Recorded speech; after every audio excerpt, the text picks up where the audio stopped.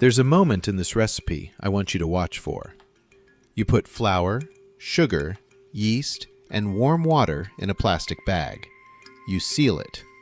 You squish it around until it looks like pancake batter. Then you set it on the counter and you wait about 10 minutes. And the bag starts to inflate. Nobody blew it up. Nothing is plugged in. The bag puffs out and gets tight, and if your kid is anything like mine was, they will put their hands on it and press, and look up at you like you just did a magic trick. You didn't. What happened is that something alive woke up and started breathing. That's the whole session right there. I'm going to spend the next few minutes showing you what's actually happening inside that bag, and why it's the best science lesson you'll ever teach in your own kitchen. I'm Henry Hunter. I run Baking Great Bread at Home and Crust and Crumb Academy, and I've spent the last several years teaching people how to bake bread who were pretty sure they couldn't. I want to be honest with you about something before we start. My oven is out right now. It's been out for weeks. So I'm not going to stand here and bake at you, which turns out to be fine because the part I actually want to teach you doesn't need an oven. It needs a bag, a countertop, and about 90 minutes. And here's the thing I've learned from thousands of home bakers. The ones who get good aren't the ones with the best equipment. They're the ones who understand what the dough is doing. Once you know that, you stop following recipes and you start reading them. Your kids can learn that faster than you can. That's not a compliment to them, it's just true. They haven't learned to be afraid of getting it wrong yet. Bread is 4 things: flour, water, yeast, salt. That's it. Everything else is a decision somebody made about flavor.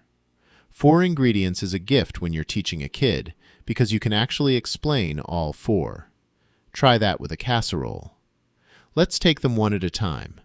Flour brings the structure. Inside wheat flour, there are 2 proteins that don't do much on their own. Add water, and they grab onto each other and start forming a stretchy web. That web is gluten. Gluten is the balloon.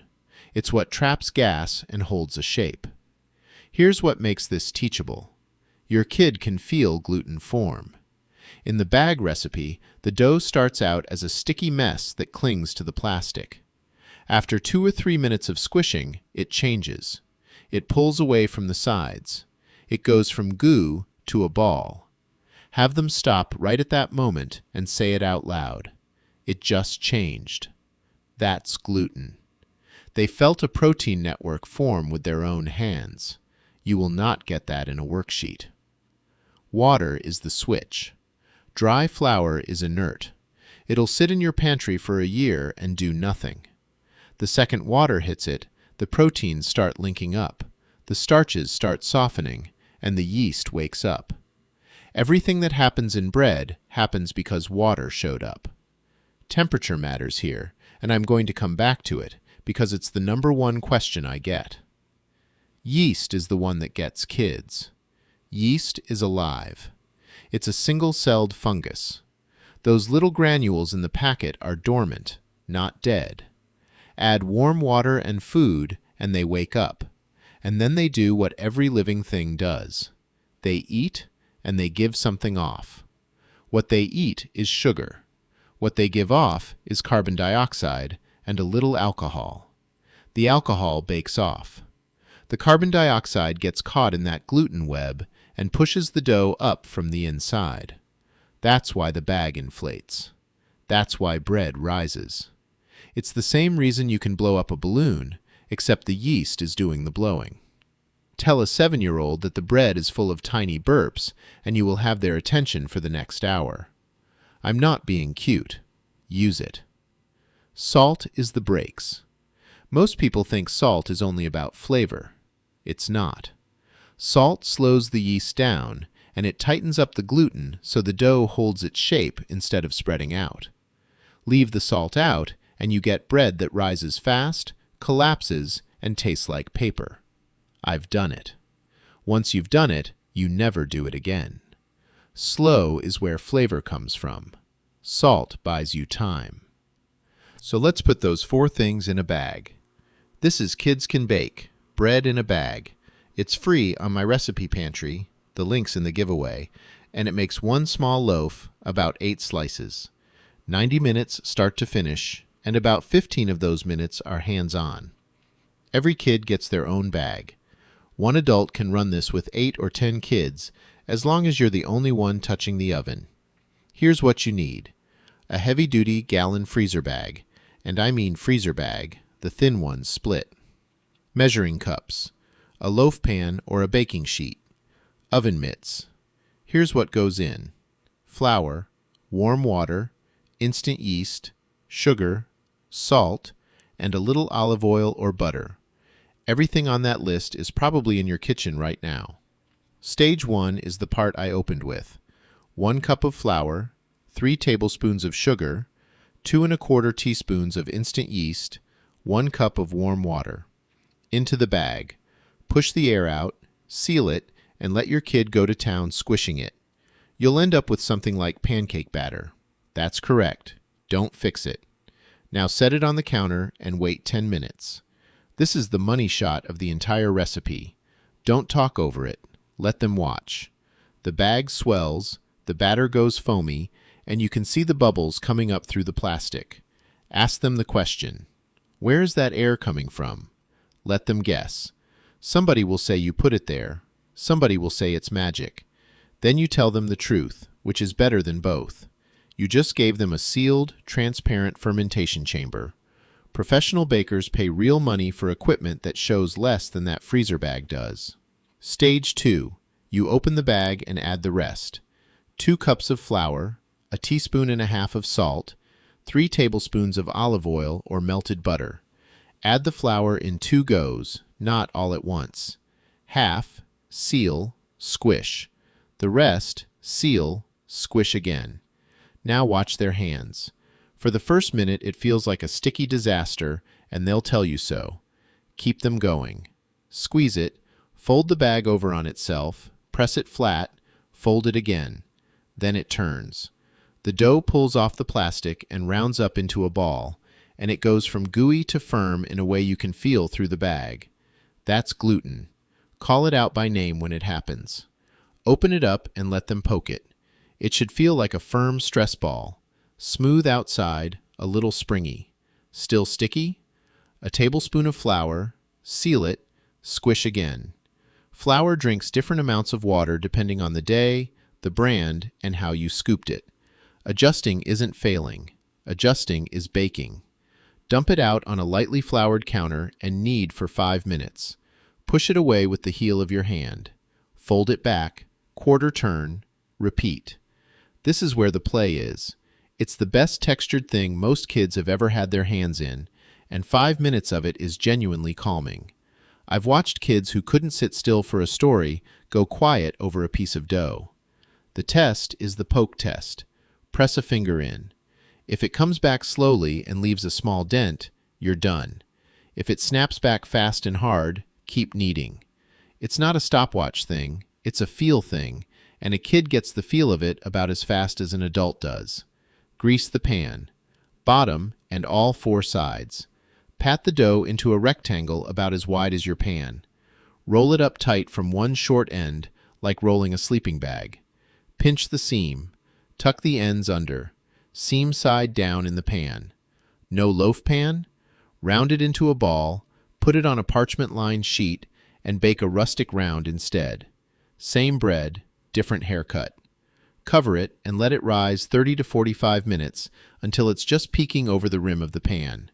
This is the waiting part, and I want to say something about it, because the waiting is not dead time. Bread makes you wait. There's no button for it. In a house where everything else can be skipped, paused, or sped up, you've got a thing on the counter that is going to take the time it takes. That's not a bug in this activity. That's the whole point of it. Go do something else together for 40 minutes. Let it work. Adults only from here. 375 degrees, middle rack, 25 minutes. It's done when the top is golden, and it sounds hollow when you knuckle it. If you've got a thermometer, you're looking for 190 to 200 in the middle. Then, the hardest instruction in the recipe. Let it cool.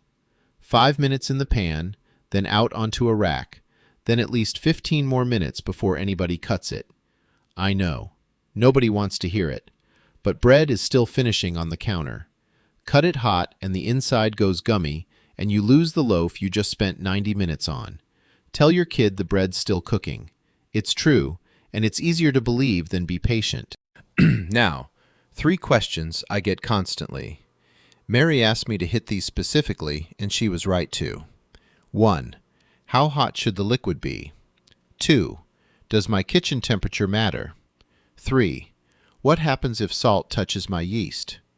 Get these 3 right, and almost nothing else goes wrong. First one. How hot should the water or the milk be, and can I ruin it? Yes, you can ruin it, and it's the easiest mistake to make. Yeast is alive, so it has a comfort range like anything alive. Warm water wakes it up. Hot water kills it. Somewhere around 130 to 140 degrees, the yeast is done and it is not coming back. You don't need a thermometer. Run the tap until it feels like a warm bath on the inside of your wrist. That's it. If you'd hesitate to put a baby in it, it's too hot. Milk's the same, with one extra note. If you're heating milk on the stove for a recipe like cinnamon rolls, let it cool back down before it meets the yeast. Scalded milk straight off the burner will cook your yeast. Now, the other direction. Cold liquid doesn't kill anything. It just slows everything down. Your dough will still rise, it'll just take longer, and it'll actually taste better for the delay. Cold is a delay. Hot is a death. If you only remember one line from this whole session, make it that one. Second one. Does my kitchen temperature matter? More than almost anything else in the recipe, and almost no recipe tells you. A recipe that says rise for 1 hour was written in somebody else's kitchen, probably around 70 degrees. If your kitchen is 62 in February, that hour is more like 2. If it's 85 in August with the oven going, 40 minutes might be plenty, and if you wait the full hour, you'll overshoot it. So stop baking by the clock and start baking by the dough. The recipe tells you what to look for. Doubled in size, peeking over the rim, springs back slowly when you poke it. Those are the real instructions. The times are estimates. Cold kitchen and you want to move things along? Set the bowl on top of the fridge, or in the oven with just the light on, or in a sunny window. Warm kitchen and it's racing? Put it in the fridge for a while. You're the thermostat. Here's the part that helps with kids. Slower is better. If your kitchen is cool and the rise takes forever, you're getting more flavor, not less. Nothing is going wrong. It just looks like nothing is happening, which is a hard sell to an 8-year-old, so tell them ahead of time. Third one, and this is the one people are genuinely scared of. What happens if my salt touches my yeast? Almost certainly nothing. Here's where the fear comes from, and it's not made up. Salt pulls water out of things. Put a pile of salt directly on top of yeast sitting in a puddle of water and walk away for a while, and you'll pull moisture right out of those cells and damage them. But that's a specific situation. Salt, yeast, water, concentrated, sitting there. In this recipe, the yeast goes in during stage 1. The salt doesn't show up until stage 2, and when it does, it lands in 2 cups of flour. They're never concentrated together. Nothing to worry about. Same goes for most recipes. If salt brushes yeast in a bowl of flour on the way in, your bread is fine. I've watched a lot of people convince themselves they ruined a loaf over this, and then bake a perfectly good loaf. The habit I'd teach a kid is just a good habit anyway. Yeast on one side of the bowl, salt on the other, then mix. Takes 2 seconds, and you never think about it again. I want to close with the second half of the title, because I didn't call this bread as science by itself. Bread is the oldest thing we make. Every culture on earth has a version of it, and every one of them figured it out the same way, by watching, failing, and telling somebody else what worked. Nobody learns bread from a book. You learn it from a person. And when you stand at a counter with a kid and squish a bag of dough, you're not doing a craft project. You're doing the actual thing humans have done to pass this on for thousands of years. The loaf is honestly not the point. The loaf gets eaten in 2 days. What sticks is that your kids stood next to you, had their hands in something real, waited for it, and made food that people at the table ate. That's a story they'll tell. I've got grown adults in my community who came back to bread because of one afternoon in a kitchen with a grandparent 30 years ago. You're not making bread this weekend. You're making the afternoon they remember.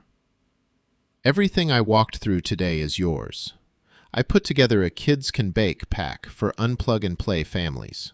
4 recipes, all kid-tested, all printable. Bread in a bag, which we just did. Personal pan pizza, where every kid builds their own. Soft pretzels, which is the best rolling and twisting activity in baking. And sourdough discard pancakes, which needs no oven at all, if yours is out like mine is. It's got a page for the grown-ups too, with the temperature guide and the jobs kids can safely own at each age. Grab it from the Summit page. It's free and it's yours to keep and print as many times as you want. And I don't want this to be the end of the conversation. If you're catching this during the Summit, there's a live Ask Me Anything on the schedule with my name on it. Come bring me whatever you've got. Your dough didn't rise? Your kid lost interest halfway? You want to know if you can do this with a 2-year-old. Those are the good questions, and I'd rather talk bread with people than perform it. And if you're finding this later, the kitchen's still open. The recipe pantry is free.